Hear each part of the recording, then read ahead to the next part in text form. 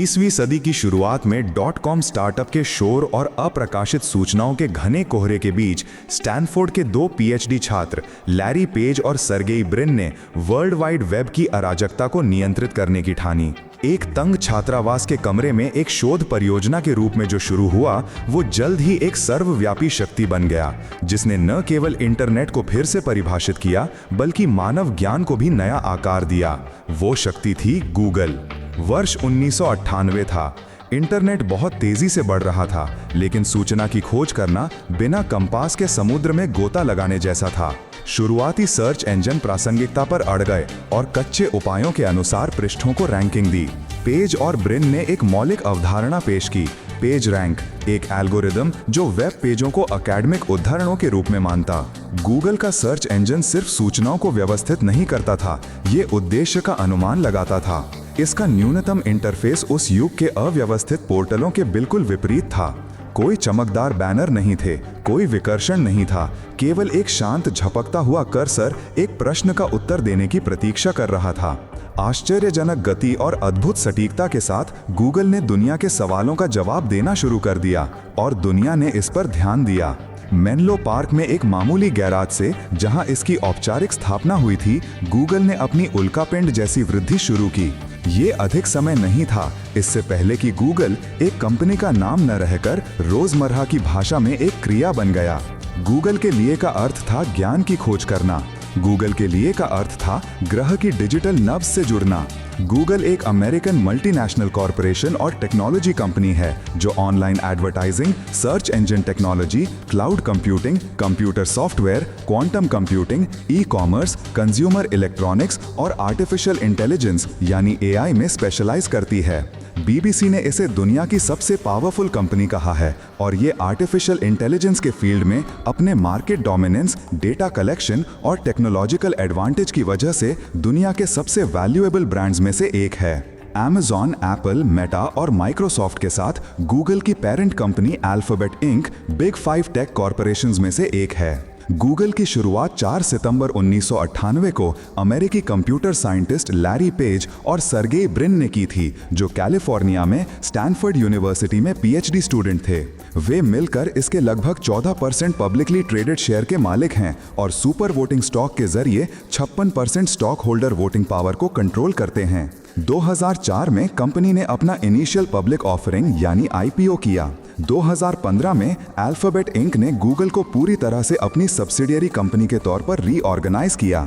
Google alphabet की main subsidiary है जो कॉरपोरेशन के इंटरनेट बिजनेस और इंटरेस्ट के लिए एक होल्डिंग कंपनी के तौर पर काम करती है। सुंदर पिचाई को 24 अक्टूबर 2015 को गूगल का सीईओ अपॉइंट किया गया। उन्होंने लैरी पेज की जगह ली जो अल्फाबेट के सीईओ बने। 3 दिसंबर 2019 को पिचाई को अल्फाबेट का भी सीईओ अपॉइंट किया गया। लॉरेंस एडवर्ड पेज का जन्म 26 मार्च 1973 को मिशिगन के लैंसिंग में हुआ था। उनकी मां यहूदी हैं और उनके नाना नानी बाद में इजराइल चले गए। हालांकि पेज की परवरिश सेक्युलर थी। उनके पिता कार्ल विक्टर पेज सीनियर ने मिशिगन यूनिवर्सिटी से कंप्यूटर साइंस में पीएचडी की है। बीबीसी के रिपोर्टर विल स्मेल ने उन्हें कंप्यूटर साइंस और आर्टिफिशियल इंटेलिजेंस में पायनियर कहा है। पेज को 6 साल की उम्र में कंप्यूटर में दिलचस्पी हो गई थी, क्योंकि वो आसपास पड़ी चीजों से खेल सकते थे। पहली पीढ़ी के पर्सनल कंप्यूटर्स जो उनके माता पिता पीछे छोड़ गए थे। वह अपने एलिमेंट्री स्कूल में वर्ड प्रोसेसर से असाइनमेंट सबमिट करने वाले पहले बच्चे थे। उनके बड़े भाई कार्ल विक्टर पेज जूनियर ने उन्हें चीजों को अलग अलग करने के लिए हिम्मत दी और उन्होंने जल्द ही चीजों को अलग अलग करना शुरू कर दिया, ये देखने के लिए कि उनके घर में सब कुछ कैसे काम करता है। उन्होंने कहा है कि बहुत छोटी उम्र से ही मुझे पता था कि मैं चीजें बनाना चाहता हूं, इसलिए मुझे टेक्नोलॉजी और बिजनेस में दिलचस्पी हो गई। मुझे शायद 12 साल की उम्र से ही पता था कि मैं बिजनेस शुरू करना चाहता हूं। सर्गेई मिखाइलोविच ब्रिन, जन्म 21 अगस्त 1973, मई 2025 तक ब्रिन दुनिया के 10वें सबसे अमीर व्यक्ति हैं।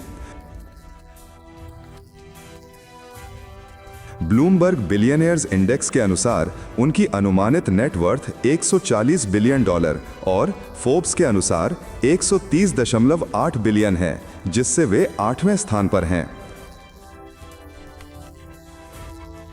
ब्रिन 6 साल की उम्र में सोवियत संघ से अमेरिका आ गए थे।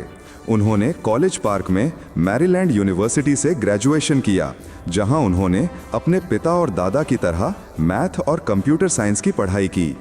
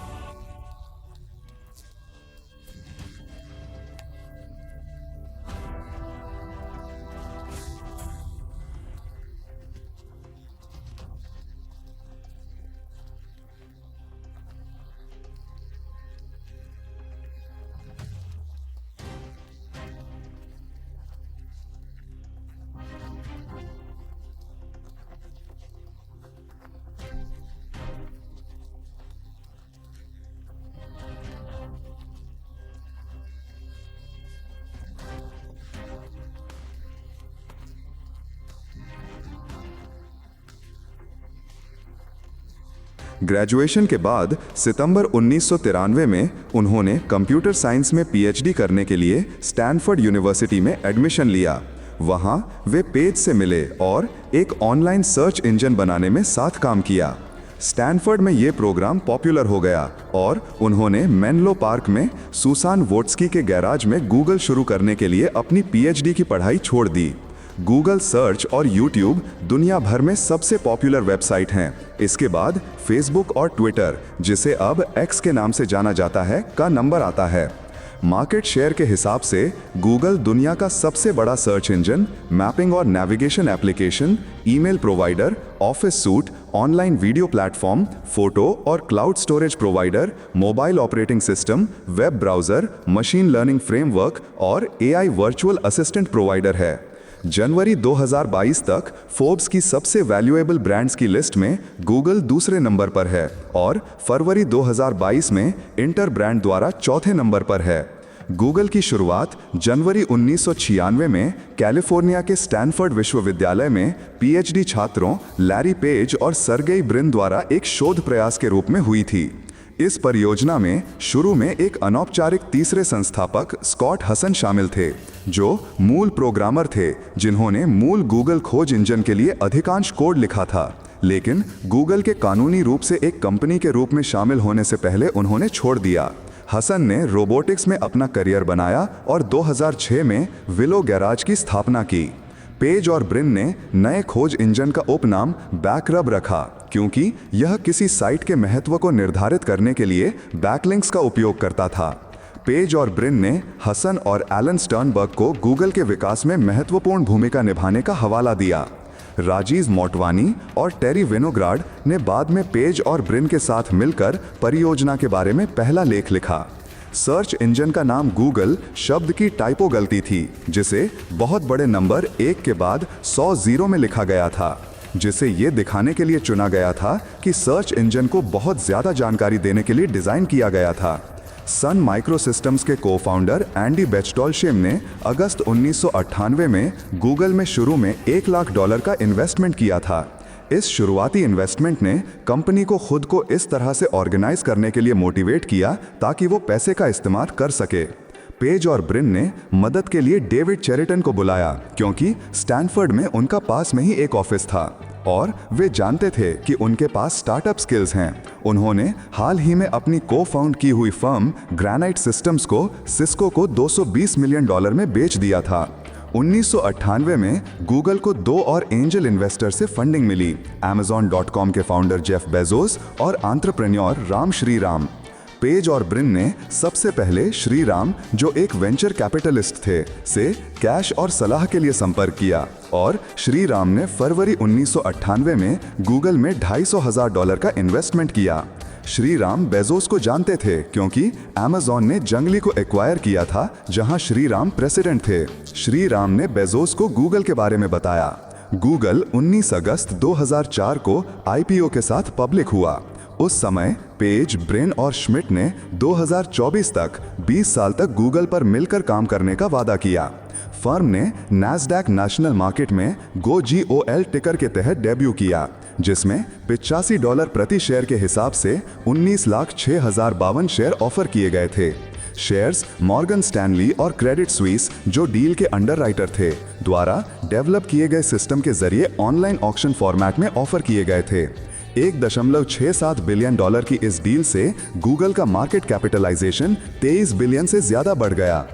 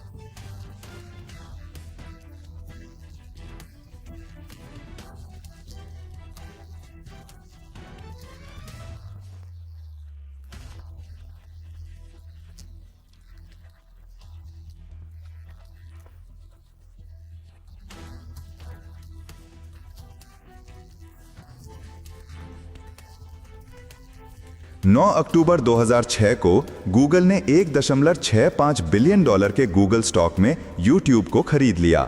20 जुलाई 2007 को गूगल ने FCC के सेल्यूलर स्पेक्ट्रम ऑक्शन में $4.6 बिलियन की बोली लगाई। 11 मार्च 2008 को गूगल ने डबल क्लिक के लिए 3.1 बिलियन का पेमेंट किया, जिससे वेब पब्लिशर्स और एडवर्टाइजिंग एजेंसियों के साथ बड़ी पार्टनरशिप हुई। 2011 तक गूगल हर दिन 3 बिलियन से ज्यादा क्वेरीज प्रोसेस कर रहा था। इस वर्कलोड को संभालने के लिए गूगल ने दुनिया भर में 11 डेटा सेंटर बनाए, जिनमें से हर एक में हजारों सर्वर थे। इन डेटा सेंटर्स ने गूगल को अपने बदलते वर्कलोड को ज्यादा असरदार तरीके से मैनेज करने में मदद की। मई 2011 में गूगल के मंथली यूनिक विजिट्स पहली बार 1 बिलियन तक पहुंचे।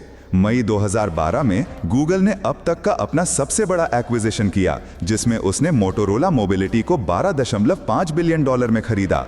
इस खरीद का मकसद गूगल को मोबाइल फोन और वायरलेस टेक्नोलॉजी में मोटोरोला के बड़े पेटेंट पोर्टफोलियो को हासिल करने में मदद करना, दूसरी कंपनियों खासकर एप्पल और माइक्रोसॉफ्ट के साथ मौजूदा पेटेंट लड़ाई में गूगल की रक्षा करना और उसे एंड्रॉयड को आसानी से बेचने देना था।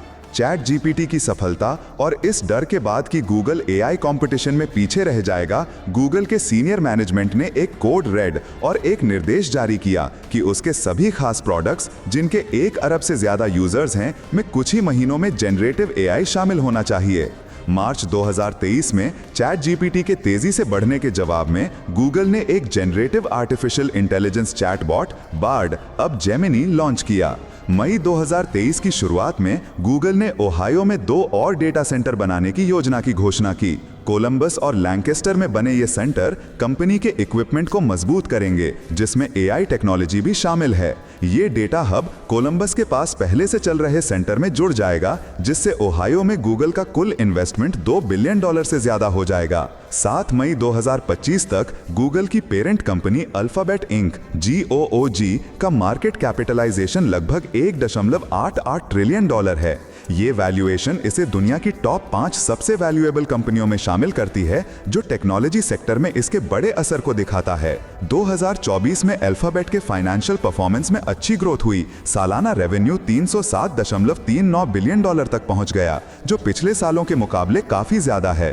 फिर भी कंपनी को चुनौतियों का सामना करना पड़ा है, जिसमें चौथी तिमाही के रेवेन्यू की उम्मीदों में थोड़ी कमी और 2025 के लिए धीमी क्लाउड ग्रोथ और उम्मीद से ज्यादा कैपिटल खर्च की चिंताएं शामिल हैं। विज के एक्विजिशन की घोषणा की, जो अब तक की इसकी सबसे बड़ी डील है। इस कदम का मकसद गूगल के क्लाउड सिक्योरिटी ऑफरिंग को मजबूत करना है, जो क्लाउड सर्विस मार्केट में अपनी पोजीशन को बेहतर बनाने के लिए कंपनी की बड़ी स्ट्रैटेजी के मुताबिक है। शॉर्ट में अल्फाबेट इंक का मौजूदा मार्केट कैपिटलाइजेशन $1.88 ट्रिलियन है, जो टेक्नोलॉजी इंडस्ट्री में इसकी लगातार लीडरशिप को दिखाता है, जो इसके बड़े प्रोडक्ट पोर्टफोलियो, स्ट्रैटेजिक इन्वेस्टमेंट और इनोवेशन के लिए कमिटमेंट से चलता है। डिजिटल युग की गव्य कहानी में गूगल इनोवेशन, एक्सेस और ट्रांसफॉर्मेशन का एक परिभाषित प्रतीक है। जो एक साधारण शैक्षिक प्रोजेक्ट के रूप में शुरू हुआ था, वो अब एक वैश्विक शक्ति बन गया है, जो हर दिन अरबों लोगों के जानकारी के साथ इंटरैक्ट करने के तरीके को आकार देता है। सर्च में क्रांति लाने से लेकर मोबाइल एक्सपीरियंस को फिर से कल्पित करने तक,